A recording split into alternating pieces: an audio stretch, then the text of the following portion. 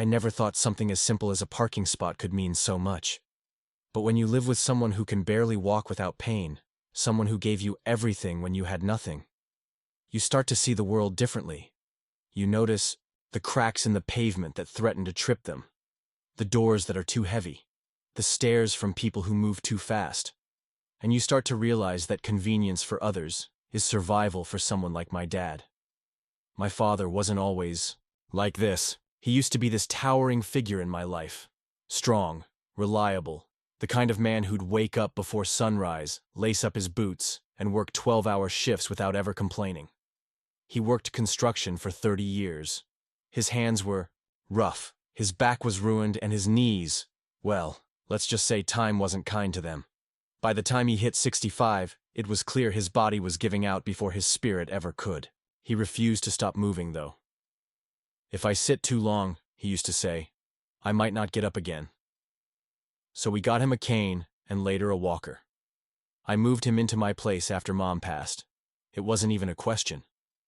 I owed him more than 1,000 lifetimes could repay. Our neighborhood was quiet, mostly retirees and a few young families. It seemed peaceful, perfect, even. But like a lot of these HOA-run communities, that peace had a price. Rules. So many rules. At first, I didn't think twice about it. I mean, what could go wrong? We were just another family trying to take care of each other. I filed the request to have a handicap parking spot added right in front of our house. My dad couldn't walk far without needing to rest, and it just made sense. The nearest spot that wasn't a hike was 2 blocks down, and that might as well have been Mount Everest to him. The process took weeks. Paperwork, letters from his doctor, photos, a whole file's worth of proof just to paint a sign on the pavement. And then finally it was approved. I'll never forget the look on Dad's face when they installed that blue sign and painted the spot. He stood at the window for almost 10 minutes, just staring at it. "They did it," he whispered. "They really did it." He smiled like a kid getting a bike on Christmas. For a man who rarely showed emotion, that smile shattered me. I didn't say anything. I just stood next to him, resting my hand on his shoulder as we watched the paint dry. That one spot changed everything for him. He didn't need to dread going to appointments anymore. He could get out and breathe fresh air without worrying if he'd make it back. It gave him a sense of dignity. He didn't want to feel like a burden, and that little blue square made him feel like he still belonged. But that feeling didn't last long. It started with murmurs at the HOA meeting. I wasn't there, but our neighbor, a kind woman named Mrs. Alvarez, told me afterward. Someone named Karen had brought it up. She said the spot made the street look uninviting, Mrs. Alvarez whispered, clearly uncomfortable even repeating. Said it cheapened the aesthetic? Cheapened the aesthetic. Those were her words. That night, I sat next to my dad as he watched TV, unaware of the fight that was brewing. I looked at him, his feet wrapped in thick socks to help with the swelling, his cane leaning against the recliner. And I felt this slow, creeping anger crawl up my spine. Who was this woman to decide what dignity looked like? Who was she to call my father's lifeline an eyesore? I wanted to tell him. I almost did. But I stopped myself. Because for the first time in a long time, he looked content. He laughed at some dumb commercial. He talked about maybe visiting the park once the weather warmed up. And I didn't want to steal that peace from him, not yet. But in the back of my mind, a storm was already forming. This wasn't just about a parking spot. It was about the world we create for people like my father. The silent, invisible people who built everything we take for granted and are now treated like they don't belong, like their needs are an inconvenience, like their lives are less valuable than curb appeal. And I'll be damned if I let them erase him. Not while he's still breathing. It wasn't long after the parking spot was painted that things started to shift. Subtly at first. Sideways glances, tight-lipped smiles from neighbors who used to wave with both hands. The kind of tension you can feel but not quite prove. Then came the letter. It was slipped under our door, not even mailed like the HOA usually did. A single sheet of paper, typed in perfect Times New Roman, signed K. Whitaker, HOA Aesthetic Oversight Committee. Apparently, such a committee existed. The letter started politely enough. We understand your family's unique needs and sympathize with your situation. But within 3 sentences, it took a hard turn. However, it has come to our attention that the recently approved handicap parking space is negatively impacting the visual consistency of our community. Several residents have voiced concerns about its placement and appearance. Appearance. That word made my stomach churn. My father wasn't some kind of blemish on their perfect little street. He was a human being, and if his mobility was an inconvenience to their neighborhood vibe, then maybe they needed to look in a mirror instead of out their windows. But it wasn't just the letter. That same week, Karen herself showed up. I was unloading groceries when she walked up the driveway, tall, blonde, hair tied back in that high and tight bun that practically shouted, "Authority." She had sunglasses on even though it was cloudy. "Hi there," she chirped, voice sugar-coated like something from a passive-aggressive cooking show. "I'm Karen Whitaker. I chair the Aesthetic Oversight Committee for the HOA." I already knew who she was. "Is there a problem?" I asked flatly. "Oh, not a problem, no. Just wanted to chat about the parking space." She gestured to it like she was pointing out a crack in the sidewalk. "We've been getting feedback. Some of the neighbors feel it's a bit stark. Visually." "Visually?" I echoed.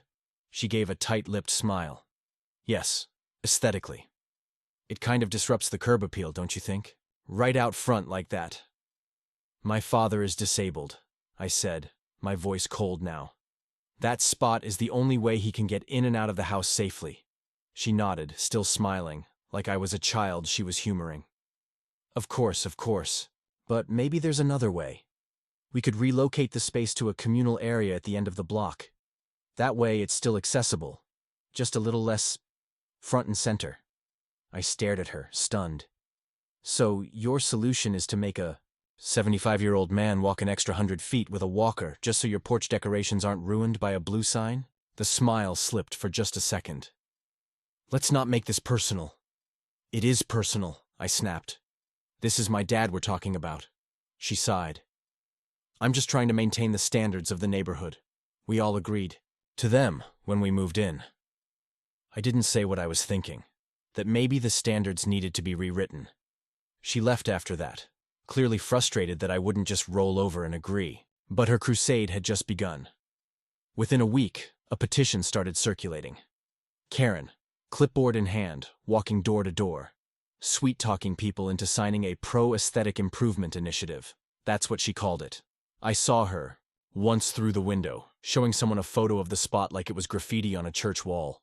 I felt humiliated, like my father's disability was something shameful, something to be erased. One night, I found him sitting in the dark, the TV off. Just him and the silence. "Did we do something wrong?" he asked softly. "No," I said immediately, too quickly. He looked at me, his eyes tired. "Then why do they want it gone?" And I didn't have an answer. Because nothing about it made sense, not if you had a heart. A few days later, I found the HOA's online meeting minutes. Karen had made a formal proposal to relocate all future handicap spots to designated community zones to preserve street uniformity. It passed 4-1. The one vote against it? "Mrs. Alvarez, we were given 30 days to comply. Like we were criminals." I tried fighting it, wrote letters, brought documentation, spoke at meetings, but every argument was drowned in legal jargon and fake smiles. They kept saying it wasn't personal, that it was just about community, values. But I knew what it really was: cruelty dressed up in a cardigan. The final straw came on a rainy Wednesday. Dad had a doctor's appointment, and when we got outside, someone had parked in the handicap spot. Our spot.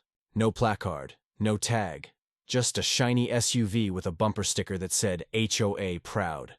I knocked on every door. Nobody claimed it. Eventually, I had to help my dad inch his way through puddles, down the street, one painful step at a time. He slipped, once, caught himself on my arm, but his face turned white from the effort. I felt him shaking. By the time we got to the car, he was too exhausted to speak. He just sat there, breathing hard, soaked and shivering. And I sat there beside him, fists clenched, teeth grinding, eyes burning with a kind of helpless rage I wouldn't wish on anyone. That night, after I got him settled into bed, I sat alone in the kitchen and cried. Not out of weakness, but out of the aching unfairness of it all. They weren't just taking away paint on pavement. They were taking away his dignity, his independence. And for what? To make a sidewalk look prettier? After that rainy afternoon, the one where my dad almost collapsed just trying to get to the car, something inside me cracked wide open. The anger wasn't just simmering anymore. It boiled. It scorched everything in its path. I didn't care about being polite or playing by their rules anymore. Because when rules are designed to hurt people, breaking them isn't rebellion. It's survival. The next morning, I skipped work and marched straight into the HOA office. It was a dull, beige building tucked behind a row of townhomes. Inside, it smelled like old paper and fake lemon cleaner. There were framed awards on the wall. Community excellence. Neighborhood harmony. All lies. All carefully curated masks to hide the rot underneath. Karen was there, of course, sitting at a desk that was too clean, too precise. Like everything in her world had to be color-coded and symmetrical, or it didn't deserve to exist. She looked up and smiled that same tight, condescending smile. "Well, hello," she said, sweetly. "I didn't expect to see you today." I didn't sit down. "You need to stop this," she raised an eyebrow. "Excuse me? This campaign against my dad's parking spot, against people like him. You're hiding behind bylaws and aesthetic, committees. But let's be honest.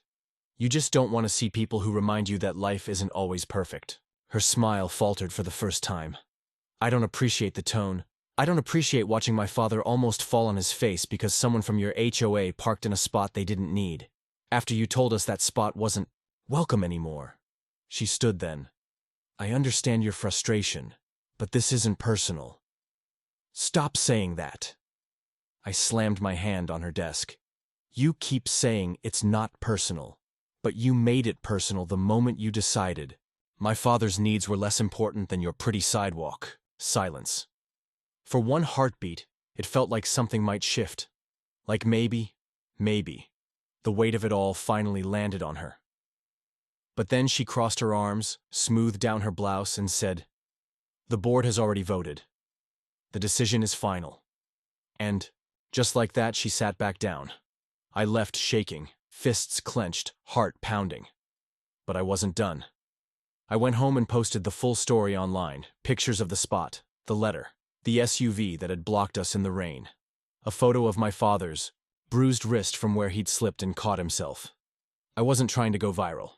I was trying to scream, because no one around here seemed to listen unless your voice came with a fancy last name and a glass of wine, and people did start listening.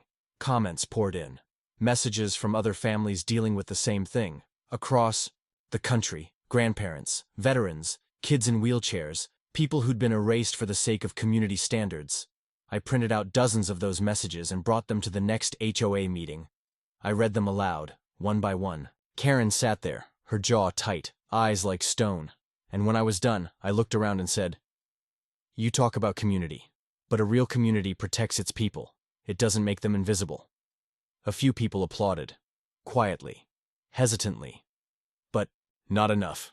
The vote stood, and 2 weeks later, without notice, the handicap sign was taken down. The blue paint was scrubbed clean, like it had never been there, like he had never been there. I came home from work and saw it, the bare curb in front of our house, and I just froze. My stomach dropped. I ran inside, and there he was, sitting, in the dark again. He'd seen them do it, from the window. He didn't say anything, just looked up at me with tears in his eyes. "They took it away," he whispered. And for the first time since my mother died, I saw him cry. I sat beside him, wrapped my arms around his frail shoulders, and held him while he sobbed into my chest. Wanted to scream. I wanted to burn the whole HOA to the ground. But all I could do was sit there, heartbreaking in slow motion, and wish I could take his pain away. That night I stayed up writing an appeal to the city. I wasn't sure it would work, but I had to try.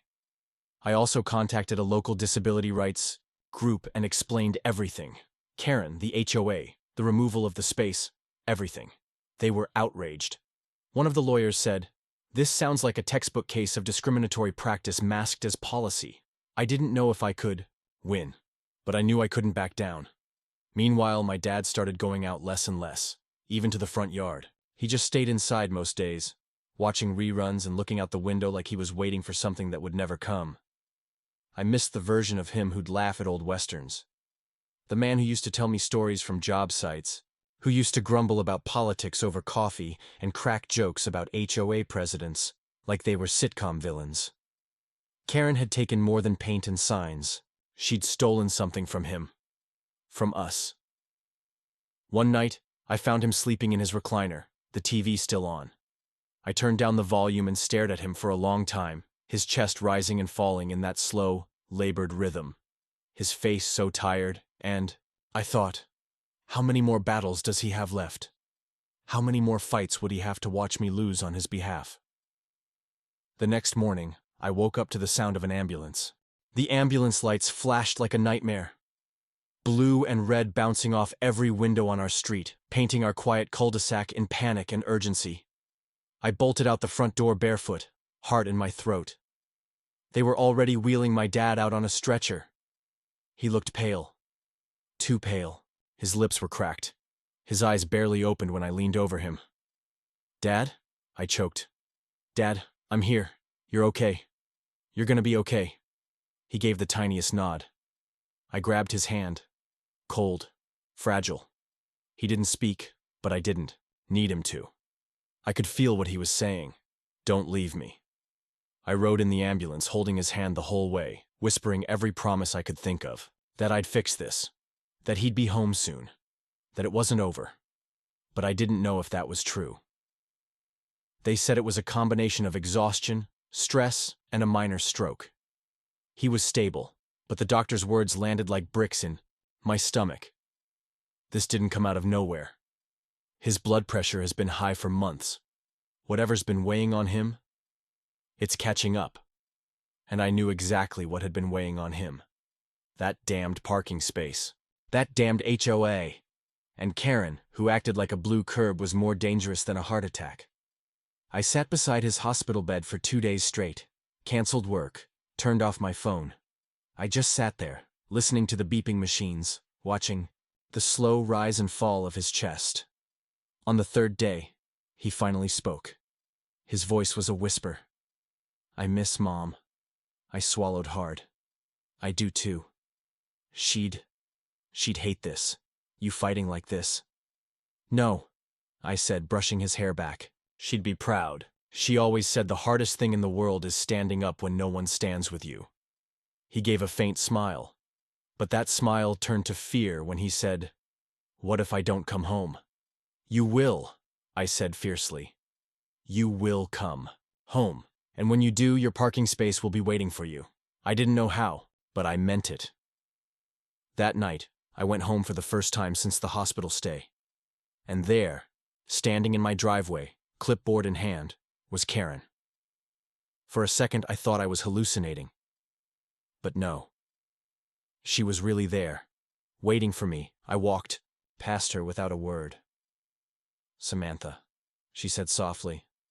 I stopped cold. She never used my name. Never even asked for it. "I heard about your father," she continued. I'm sorry."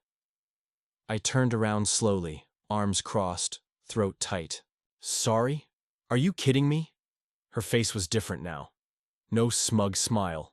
No patronizing tone. Just guilt. "I didn't mean for it to go this far," she said, voice trembling slightly. "I thought I was doing the right thing. Keeping everything orderly. I didn't think." "That's the problem, Karen. You didn't think. You didn't see a human being. You saw a blue stripe you didn't like." She nodded, looking down. "I know. And I was wrong." That stunned me into silence. She took a deep breath. "I've been on the board for 7 years. I've fought for neat lawns and matching fences and color-coordinated trash bins.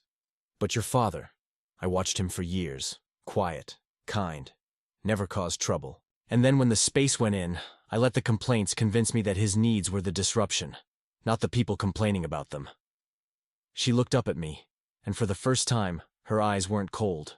They weren't upset about the space, she said. They were uncomfortable being reminded that not everyone's perfect. And she shook her head. I let them weaponize that discomfort. I didn't speak. I came to tell you, she continued. I'm resigning from the board, and I'm writing a formal letter to the city. I'll support reinstating the space. In fact, she handed me the clipboard. I already started a new petition, one for accessible parking in front of every home where it's needed. I stared at the paper in shock. There were names already signed, even Mrs. Alvarez, even the Thompsons who once told us our mailbox was too rustic. I can't undo what I've done, Karen said. But maybe I can help fix it. I didn't thank her. Not yet. It wasn't about her redemption. It was about my dad. Then fix it, I said, voice hoarse. And do it fast. He's still in the hospital. She nodded. The next morning, I went back to the hospital, and when I walked into his room, his face lit up. You look tired, he said, with a faint grin. You're one to talk. We laughed, just a little. Enough to remember we still could. And then I told him. Told him Karen had changed her mind. Told him the petition was real. Told him the space was coming back. This time, permanently. He didn't cry. He just reached out, squeezed my hand, and said, Told you your mother would be proud. 2 days later, when he came home, the curb was blue again, and someone, maybe Karen, maybe a neighbor, had planted 2 tiny flower pots beside the sign. Red and yellow daisies, cheerful and defiant. He sat outside that afternoon, just staring at it. The spot. The flowers. The world. And he smiled. I never thought paint could mean so much, he whispered. But it did. Because it wasn't just paint. It was a promise. That he mattered. That he wasn't invisible. That he belonged. A few weeks after my dad came home from the hospital, something unexpected happened. The HOA newsletter arrived in our mailbox, and for the first time, I didn't immediately toss it in the trash. The cover headline stopped me in my tracks. En say, letter from Karen. Why I was wrong. I unfolded the pages with shaky hands. There it was, in her own words. An apology, not just to us, but to everyone in the neighborhood who had ever felt unseen, unvalued, or erased. She admitted to making decisions that prioritized visual uniformity over human dignity. She spoke about my father directly, about his quiet kindness, his service, and the mistake she made in treating him like an inconvenience rather than a neighbor. She wrote about her own learning, how she had realized that keeping a community beautiful should never mean excluding those who built it. It was raw, real, vulnerable in a way I never expected from someone like her. And at the very bottom, in bold, I hope this community will join me in making sure no one here ever feels like they don't belong again. I wasn't naive. I knew words didn't fix everything, but they were a start, and in this case, they echoed. The response from the neighborhood was staggering. People who had never said a word to us before started stopping by, dropping off meals, asking how my dad was doing. One man, a retired Air Force mechanic, said he'd been too afraid to request a handicap space for himself after a hip surgery last year. He shook my hand, tears in his eyes, and said, Your dad paved the way for the rest of us. The city council got involved too.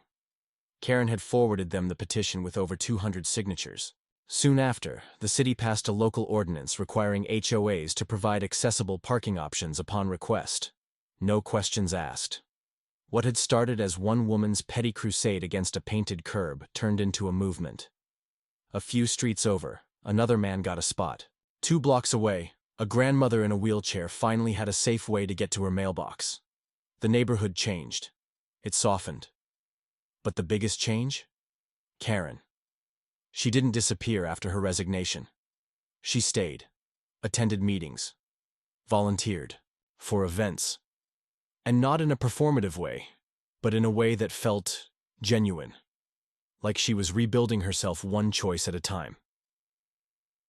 One afternoon, as my dad and I sat on the porch, watching the mail truck roll by, Karen walked up our driveway, holding a small wooden plaque. She handed it to my dad. He squinted at it, then chuckled. "Well, I'll be." It read, "Reserved for James, a hero in more ways than one." A blue wheelchair symbol was carved into the side, but it wasn't cold or sterile. It was part of a heart-shaped frame. The whole thing looked handmade. "I carved it myself," Karen said, cheeks red. "I know it doesn't make up for everything, but I wanted to honor him. And you." My dad stood slowly, his legs shaky but firm. "You don't owe me anything," he said. "But thank you. This means more than you know." Then, to my astonishment, he reached out and hugged her, and she hugged him back. The day she had first knocked on our door demanding the space be removed felt like a lifetime ago. Now every time someone drives through our neighborhood, they see more than perfectly trimmed lawns. They see ramps, blue stripes, a bench by the pond with a plaque that says, "Accessibility is belonging." Karen had that one installed too. But the thing that really broke me, broke all of us, was what she did on the 4th of July. Our community holds a block party every year. Usually all fluff, barbecues, music, fireworks. But this time, Karen took the mic before the festivities started. She stood up in front of hundreds of neighbors and said, "I want to recognize someone who showed me what real patriotism looks like." She turned to my dad. "James, you fought for this country with your hands, your back, your sweat. But what you did here, what you allowed me to see, was the fight that happens long after the war ends. The fight to be seen, to belong, to matter. You reminded us that community isn't about conformity, it's about compassion." Then she handed him a folded flag, the one that used to fly outside the old HOA building before they remodeled. He held it to his chest, blinking rapidly. No one said a word. Then someone started clapping, then another. And suddenly, the whole street erupted in applause. Not polite, forced clapping, but loud, long, grateful. That night, as the fireworks burst in the sky, my dad leaned back in his chair, hands still resting on the folded flag, and whispered, "I never thought I'd feel like I belonged here again." "You do," I said, "because you reminded them what belonging really means." And I realized something. In that moment under the stars, this wasn't just a win for us. This was a lesson for all the Karens out there. Those who think order is more important than empathy, who hide behind rules to avoid facing their own discomfort. Sometimes, it takes pain to open people's eyes. Sometimes, it takes a fall to teach a neighborhood how to stand. Now, when people talk about Karen around here, it's no longer with eye rolls or muttered curses. It's with something like respect. Not because she was perfect, but because she changed. She proved that even the hardest hearts can soften if they're brave enough to face their reflection. As for my dad, he still parks in his spot every morning, still waters the flower pots beside the blue line, still waves at the neighbors who once looked past him. And every time someone new moves into the neighborhood, he tells them the story, not to shame, but to teach. Because that's what stories do. They make us feel. They make us remember. And sometimes, if we're lucky, they make us better.